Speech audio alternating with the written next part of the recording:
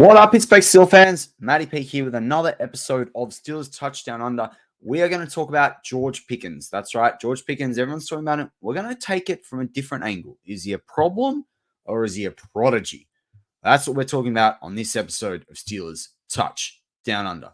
But first, I wanted to give a shout out to my former co-host when we did back with BTSC here on Steeler Nation Australia. We try and do joint streams when we can do it. Marky D over there at Steeler Nation Australia, founder, host, everything over there.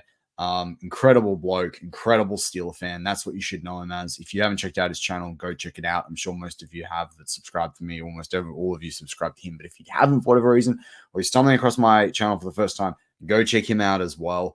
Awesome guy, awesome content. Another Aussie talking Steelers. He and I, the whole reason I got into it was really because of him, not Steelers, but they got into the podcasting game because he wanted to do one together. And I was excited to do one as well. But started off as his idea. But I'll give a shout out to him. He lost his dog Archie this week. And he's been tackling that like an absolute true champion. But so I want to dedicate this one to him and his dog Archie, but also to all the dogs out there in Steeler Nation. Steeler Nation, the world's team, the Galaxy's team, even Elon Musk, the alien, goes for the Pittsburgh Steelers, as we found out on the weekend. Congrats, Elon. You found the right thing. You found traveled from galaxies far away to Earth, and then you finally found the best football team in the galaxy in the Pittsburgh Steelers. But I want to give a shout out to all the dogs out there in Steeler Nation. There are a lot of dogs. They put up with us shouting. I mean, when Freemuth scored the touchdown, I was absolutely going nuts. I had a bet on, and I jumped out of my chair and I was yelling, and my dog looked at me going, "What the hell's going on?" But he was there for the ride, right? These dogs support us. They help us through life, as do lots of different pets. So I've got other pets besides dogs.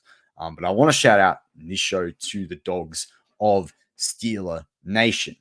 All right, now let's talk about George Pickens. I'm going to come at things a little bit differently to how a lot of people are coming at him. I want to talk about George Pickens in context of what he has done and the situation he is in to basically have a bit of a discussion around how do we move forward with George Pickens. Now, the first thing I'll say is I don't think George Pickens has been fully done right by the franchise and Mike Tomlin in the last couple of days. I fully support Mike Tomlin and the Steelers reprimanding him if he's being a diva off the field. There is no one bigger than the club. So Alex Ferguson, the longtime manager of Man United, talked about this a lot with David Beckham. He talked about it in his autobiography where he actually was forced to sell Beckham because as much as he loved David Beckham as a person and as a player, he felt Beckham was becoming bigger than the football club. And no one is more important than the club. And I've said this story probably a lot over my 4 years as a Steelers podcaster, 4 and a bit years. I've talked about that a lot, that no one is bigger than the club. No one is bigger than the club. No one is bigger than the franchise. Not the Rooney family, not Mike Tomlin, not Ben Roethlisberger, not Harry Bradshaw, not even the fan base. It's the club. That is what brings everyone together. No one is as important as the Steelers itself, as what it represents, as the image. It is the team, the Pittsburgh Steelers. You watch. I got to spend time in San Diego. There's still a lot more in the loss of that Chargers team.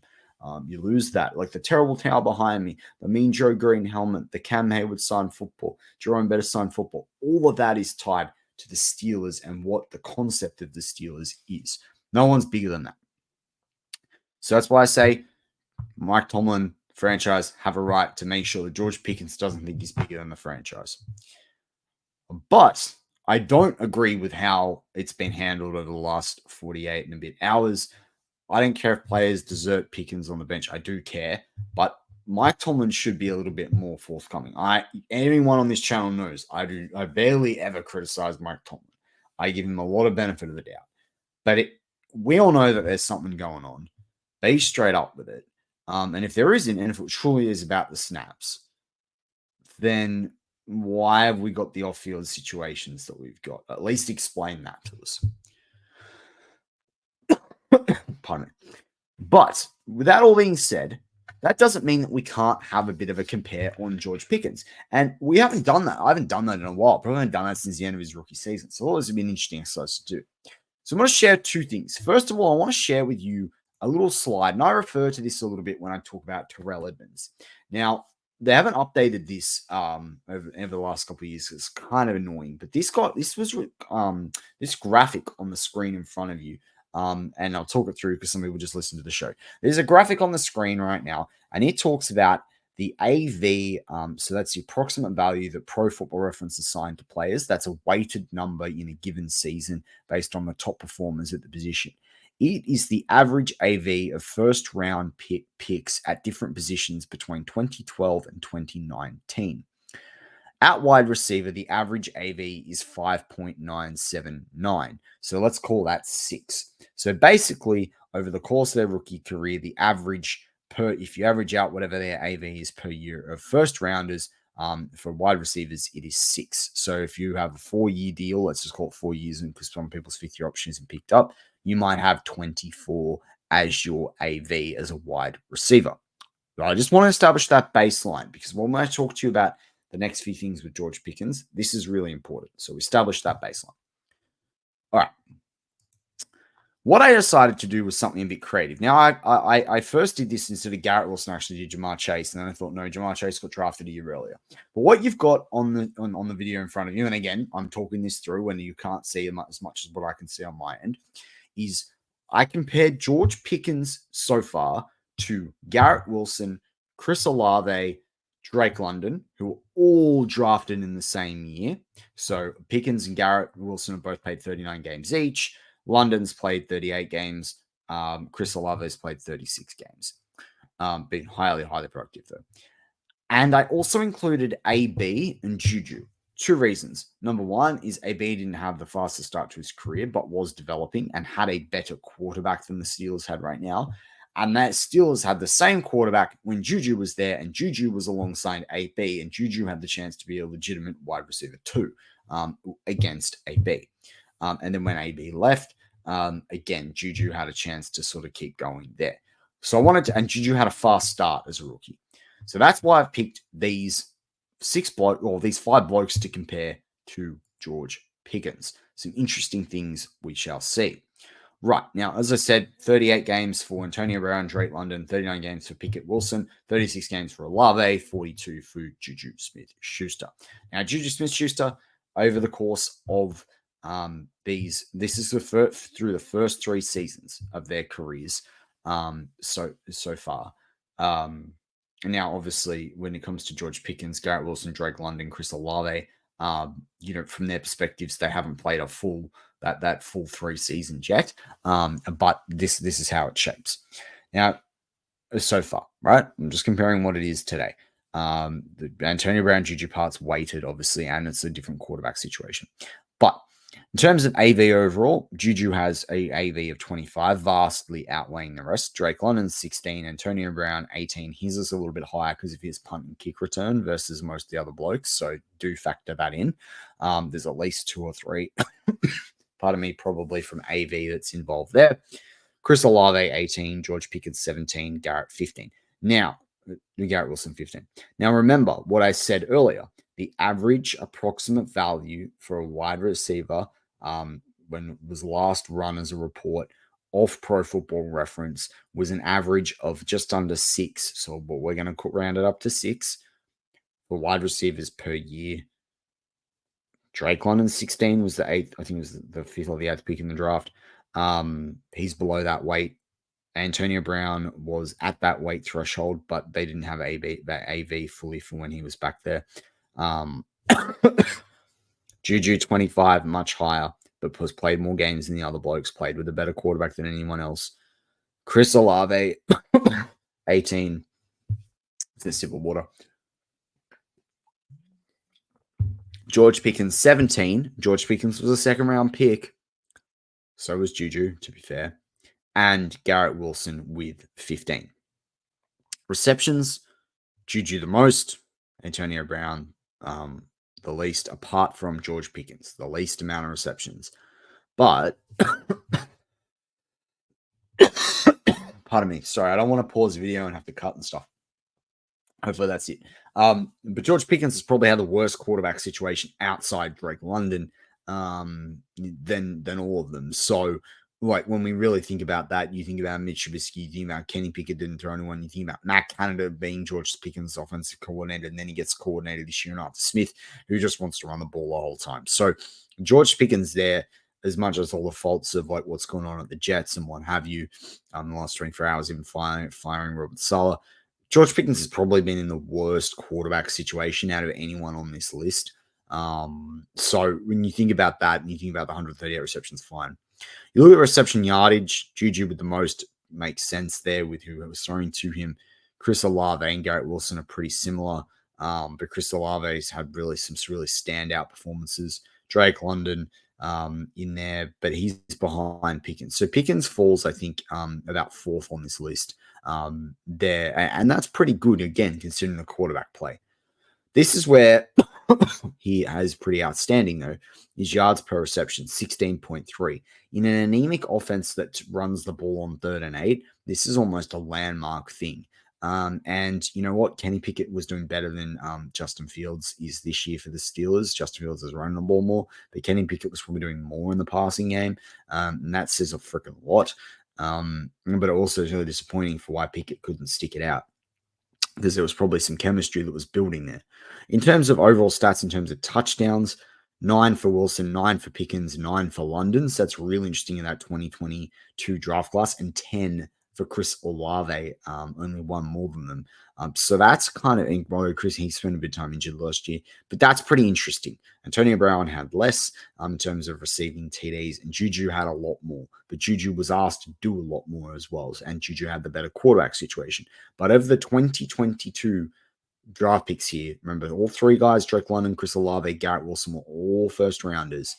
George Pickens is equal with those blokes. He's equal with them on AV. He's equal on touchdowns, so it kind of makes sense.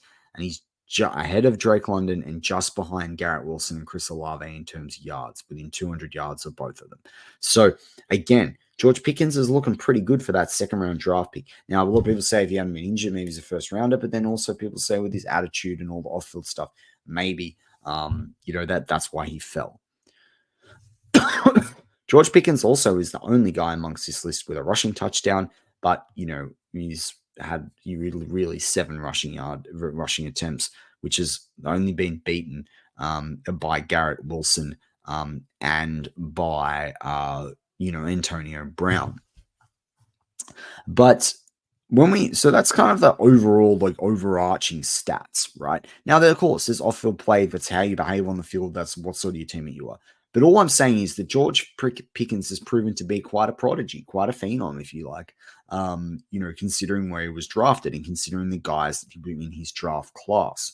When you look at catch percentage, he's mid-range with a 61.1. That was a lot better with some of the combat catches in his rookie year. His yards per target is the highest with 10. His first downs are the lowest amongst this group with a 93. His yards per reception, as we talked about before, 16.3. So that's pretty high. When you look at some advanced receiving as well, yards before catch, he's the highest. So he's getting thrown to at a much deeper level. But then that also allows the safeties to come up to him. His yak yardage is, we don't have it for Antonio Brown. His yak yardage is only the second high. It's the second lowest. I'm not going to call it. It's like the fourth highest. It's not. It's the second lowest. But that you've also got to look at the fact that he's thrown to quite deep, so people have a chance to get to him. He gets thrown the ball on very close to the line, to the boundary as well. So that factors in to his game. But interestingly, his yak per reception is the second highest on this list with 4. So that's what I mean about, you look at the average depth of target, you look at where they throw the ball to him. It's not, he actually does a lot with what he can do. Average depth of target, see what I mean? His yards per catch, yards before catch per reception is 12.3, but his average depth of target is 13.6. So that's what I mean. He's getting thrown the ball way further downfield. He's just not getting the ball enough for the Steelers offense. Broken tackles, he's up there in 3rd place. Receptions per broken tackle, he's a bit low on that list. But I mean, that's an interesting stat. I don't really think, I don't think that you can take a lot of weight there. Very good stat for George Pickens which we had a big problem with Deontay Johnson, is the drops. He has the least amount of drops. They didn't record this stat back when Antonio Brown was playing in his first 3 seasons. They didn't record this stat with Pro Football Reference, but George Pickens has 7, London 8, Olave 14, Garrett Wilson 15, Smith-Schuster 15. Drop percentage there is 3.1%. It's the second lowest. Drake London's 3% because then you've got to look at the receptions thrown their way. But with George Pickens, he's only allowed 3 interceptions on balls thrown to him, and he has the second highest quarterback rating of 102.2 allowed. So George Pickens is a gift to the quarterback when they're playing. And this is why I think if Russ gets on the field, Steelers don't have someone that can replace George Pickens right now. They don't have someone there even with the attitude stuff. Russ might be able to finally get him, if there is something going on off field, might be able to get him going. And Russ has experience working with like high-profile wide receivers, demanding guys. So I'm pretty happy with Russ getting fit. I think Russ getting fit is getting fit at the right time. Also, if you look at snap counts, that's the big thing with George Pickens at the moment. George Pickens has played 80.1% of the offensive snaps in games that he's been available for. Second highest on this list behind Garrett Wilson. I'll let you make of that what it will be. Maybe Tomlin's right. Maybe he was managing the snaps because this is pretty high. It is only 1% more than Drake London, but it's a low, almost 11% more. It's 10.6% more than what Juju did, and it's a lot more than what Olave has done. So that's kind of pretty interesting. So that's kind of going to wrap up the deep dive on George Pickens. I'll let you in the comments tell me what you think about George Pickens, but you look at those numbers, George Pickens has performed. He's done this with an average quarterback play. If I was George Pickens, I'd be shitty with the quarterback play. Justin Fields, people, listeners and regular subs to this channel, if you haven't subbed, hit that sub button. If you like the show and you are a sub, hit the like button. If you like the show and you aren't a sub, also hit that like button.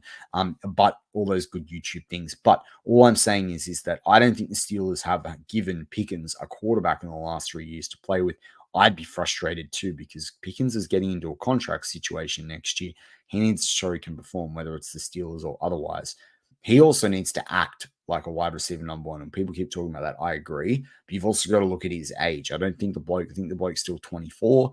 The frontal lobe's not there yet, completely. That people can say that's no excuse, but the reality is he's in a pretty frustrating situation, and the Steelers have got to help him through that. The Steelers have got to coach him, and this goes back to what Shannon and I have talked about on the defensive side about leadership.